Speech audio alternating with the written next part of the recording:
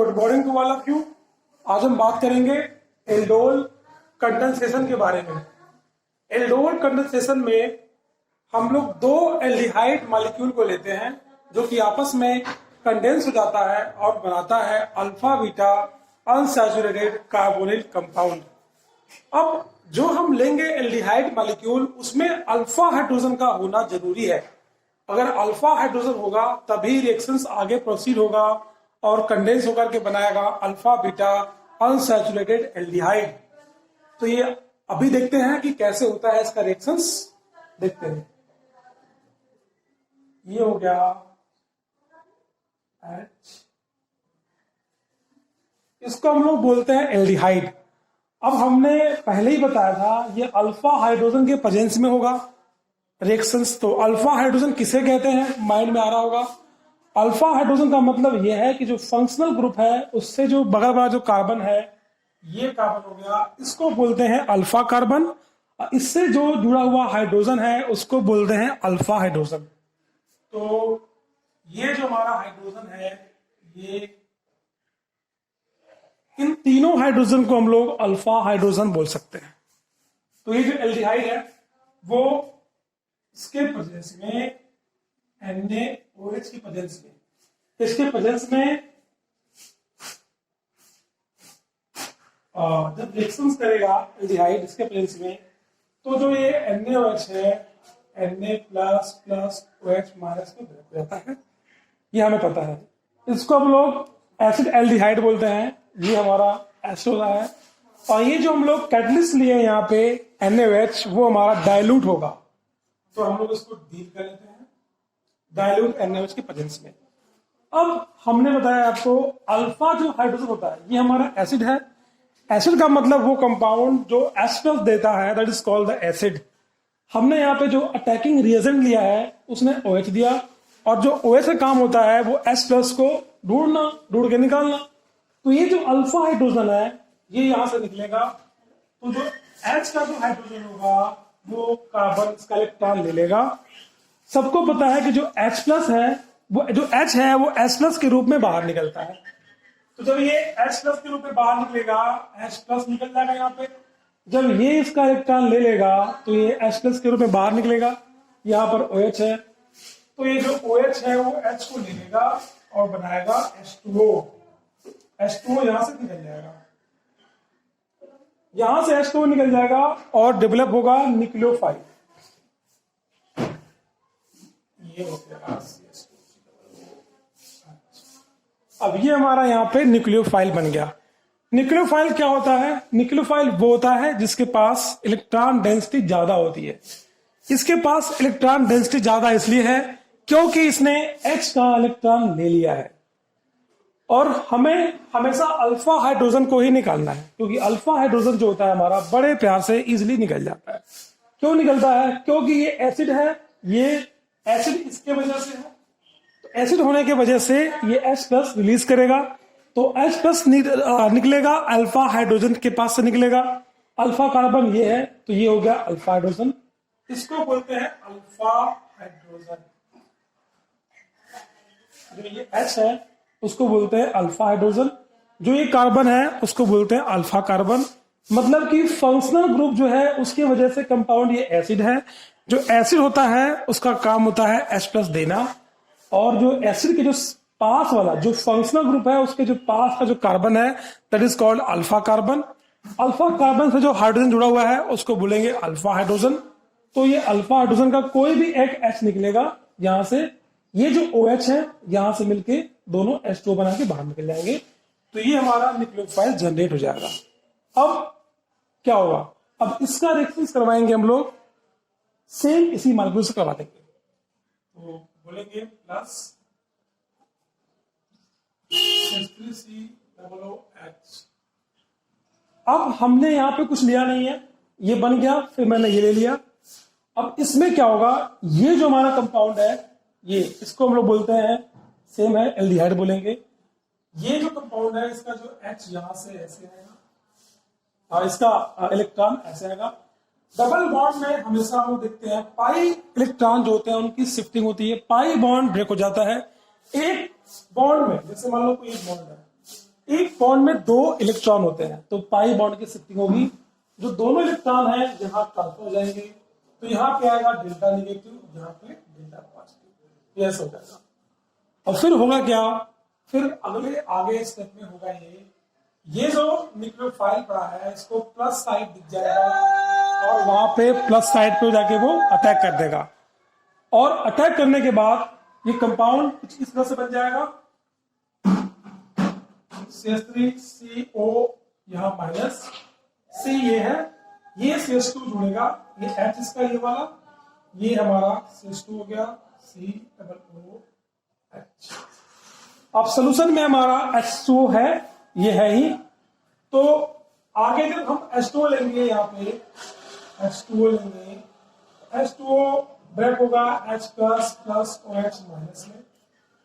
अब हमको ये पता है कि यहाँ पे नेगेटिव है, यहाँ पे पॉजिटिव है, H प्लस तो पॉजिटिव में रहता ही है, तो ये जो प्रोटॉन है यहाँ पे अटैक करेगा और ये बना लेगा CH3COH CH2H,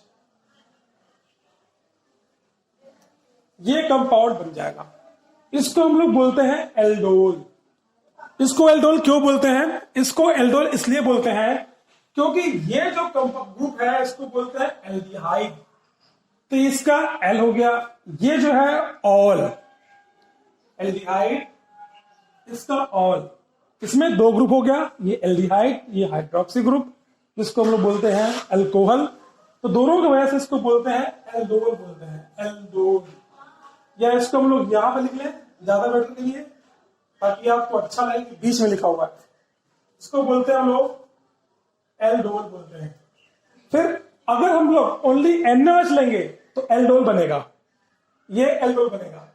लेकिन अगर हम लोग यहां पे हीट देंगे एल्डोल में, अगर हमने इसको ऐसे ही हीट दिया तो हीट देने के बाद क्या होगा, फिर से जो अल्फा हाइड्रोजन होगा वो बाहर निकलेगा, ये जो OH है ये यहां से इलेक्ट्रॉन लेगा, ये ऊपर को जाएगा, ये ऐसे होगा, तब ये ऐसे होगा तो यहां पर पॉजिटिव आएगा, डेल्टा पॉजिटिव डेवलप होगा, यहां पर डेल्टा नेगेटिव आएगा, डेल्टा नेगेटिव, ये पूरा जब ग्रुप बाहर निकलेगा तो फिर अल्फा हाइड्रोजन निकलेगा। अल्फा हाइड्रोजन मीन्स कि हम लोग यहां से भी H निकाल सकते हैं, यहां से भी निकाल सकते हैं, लेकिन अगर यहां से निकालेंगे तो डबल बॉन्ड यहां पे आएगा, जब डबल बॉन्ड यहां पे आएगा तो ये स्टेबल कंपाउंड नहीं बनेगा। हमने इससे पहले देखा था कि 2 प्रोपीन ज्यादा स्टेबल था 1 प्रोपीन के कंपेयर में, तो इसलिए अगर डबल बॉन्ड यहां पे आएगा तो ये ज्यादा स्टेबल बनेगा। तो ये हमारा क्या है, हाइड्रोजन है, तो यहां से एक H निकलेगा, जब यहां से एक H निकलेगा तो इसको हम लोग ऐसे भी दिखा सकते हैं, H। कोई बात नहीं, कंपाउंड सेम है, सब कुछ सेम है, आपको समझने के लिए मैं ध्यान दिखा रहा हूं। तो ये जो H है, H हमेशा प्लस के फॉर्म में निकलता है, कभी कभी एज न्यूक्लियोफाइल निकलता है, वो कुछ और वो कंडीशन होती है। तो ये जो CH2 है इसका आंसर मिलेगा यहाँ पे, तो यहाँ पे डेल्टा नेगेटिव आएगा, यहां से H प्लस निकलेगा, जब यहां से H प्लस निकलेगा तो यहाँ पे H2O बाहर निकलेगा, जब H2O बाहर निकलेगा ये दोनों आपस में मिलके पॉजिटिव नेगेटिव मिलके H2 बना लेंगे, H2 बाहर निकलेगा तो ये बन जाएगा हमारा CH3C। अब ये पॉजिटिव और नेगेटिव आपस में डबल बॉन्ड बना लेंगे और फिर ये क्या है CHCOOH, ये बन जाएगा। अब इसको क्या बोलते हैं, इसको बोलते हैं alpha beta unsaturated carbonyl compound. क्यों बोलेंगे, क्योंकि ये है हमारा क्या है, फंक्शनल ग्रुप। फंक्शनल ग्रुप के जो बगल वाला जो कार्बन होता है उसको बोलते हैं अल्फा कार्बन, ये हो गया अल्फा कार्बन। उसके बगल में जो कार्बन होता है उसको बोलते हैं बीटा कार्बन। अल्फा कार्बन से जो जुड़ा होता है हाइड्रोजन उसको बोलते हैं अल्फा हाइड्रोजन, और बीटा से जो जुड़ा होता है हाइड्रोजन उसको बोलते हैं बीटा हाइड्रोजन, जैसे कि ये यहां पे था H, ठीक है। अब अल्फा और बीटा के बीच में आ गया अनसैचुरेशन, इसलिए इसको हम लोग बोलते हैं alpha beta unsaturated carbonyl compound, या हम बोल सकते हैं अल्फा बीटा अनसैचुरेटेड एल्डिहाइड भी बोल सकते हैं। तो हमारा हो जाएगा alpha beta unsaturated carbonyl compounds, ये बनता है, इसको बोलेंगे। और हम लोग एक बार फिर से देखेंगे, ये जो हमारा है एल्डिहाइड है, एल्डिहाइड का हम लोगों ने NaOH से करवाया रिएक्शंस, डाइल्यूट है। ये हमारा एसिड होता है, एसिड जो होता है उसका काम होता है H+ डोनेट करना। यहां से अल्फा कार्बन से H+ निकला, यहां से OH निकला, दोनों ने H2O बनाया, फिर आगे ये न्यूक्लियोफाइल जनरेट हुआ, फिर न्यूक्लियोफाइल इसी कंपाउंड से रिएक्शन किया। क्योंकि ये ऑक्सीजन है ये मोर इलेक्ट्रोनेगेटिव होता है, ये पाइप बॉन्ड जो ऊपर शिफ्ट होगा तो यहाँ पे नेगेटिव आएगा, यहाँ पॉजिटिव आएगा। तो यहाँ पे ये नेगेटिव जो नेगेटिव साइड है वो पॉजिटिव पर अटैक करेगा, तो कुछ इस तरह से बन जाएगा। ध्यान से देखेंगे इस तरह से कैसे बन जाएगा। CH3 C का एक बॉन्ड गायब, उसका ये H आ गया, फिर ये CH2 CH, ये पूरा ऊपर वाला ही कंपाउंड हमारा है। और उसके बाद यहां पे जो H2O था, H2O से H निकला और यहां पे आ गया, तुम्हारा ये कंपाउंड बन गया, एल्डोल बन गया। अब ये जो एल्डोल है, अगर हम लोग ओनली NaOH लेंगे तो एल्डोल बनेगा, लेकिन एल्डोल में अगर हम लोग हीट कर देंगे तो H2O बाहर निकल जाएगा। H2O बाहर निकलने के बाद बन जाएगा हमारा alpha beta unsaturated carbonyl compound. Unsaturated इसलिए बोलेंगे क्योंकि अल्फा और बीटा में अनसैचुरेशन है। अनसैचुरेशन का मतलब यह है कि restrict the freely rotation of bond. अगर ये CC है, इसमें कोई भी अनसैचुरेशन नहीं है, क्योंकि ये जो कार्बन है आराम से फ्रीली रोटेशन इसमें हो सकता है। लेकिन अगर हम लोग बोले C तो इसमें हो जाएगा हमारा अनसैचुरेशन, क्योंकि कार्बन और कार्बन में यहां पे फ्रीली रोटेशन नहीं है। ठीक है, तो इसको हम लोग नोट करेंगे।